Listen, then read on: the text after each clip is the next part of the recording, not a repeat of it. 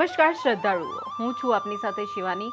નવરાત્રિના પવિત્ર અવસરે આજે આપણે આરાધના કરી રહ્યા છીએ મા દુર્ગાના બીજા સ્વરૂપની, મા બ્રહ્મચારિણી. મા બ્રહ્મચારિણી તપ અને સંયમની મૂર્તિ છે. શ્વેત વસ્ત્ર ધારણ કરે છે અને આ દેવી એક હાથે કમંડલ છે અને બીજા હાથે જપમાલા, જે તપસ્યાના માર્ગની પ્રતીક છે. હિમાલયમાં જન્મ લઈને માતા પાર્વતીએ ભગવાન શંકરની પતિ તરીકે પામવા માટે હજારો વર્ષ તપ કર્યો અને તપસ્યાના આચરણથી આજે તેઓ બ્રહ્મચારિણી તરીકે ઓળખાય છે. મા બ્રહ્મચારિણીની ઉપાસનાથી ભક્તોને જ્ઞાન, વૈરાગ, સંયમ અને સદાચારની પ્રાપ્તિ થાય છે. આજના દિવસે આપણે માતાજીના સમક્ષ સાકરનો નૈવેદ્ય અર્પણ કરીએ, જે લાંબા આયુષ્ય અને તપસ્યાની શક્તિ આપે છે.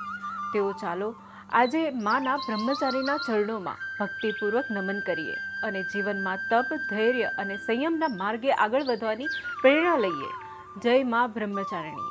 બ્રહ્મચારિણી માતાજી નવદુર્ગાના બીજા સ્વરૂપ છે અને તેઓ તપ, સંયમ અને જ્ઞાનની દેવી તરીકે પૂજાય છે.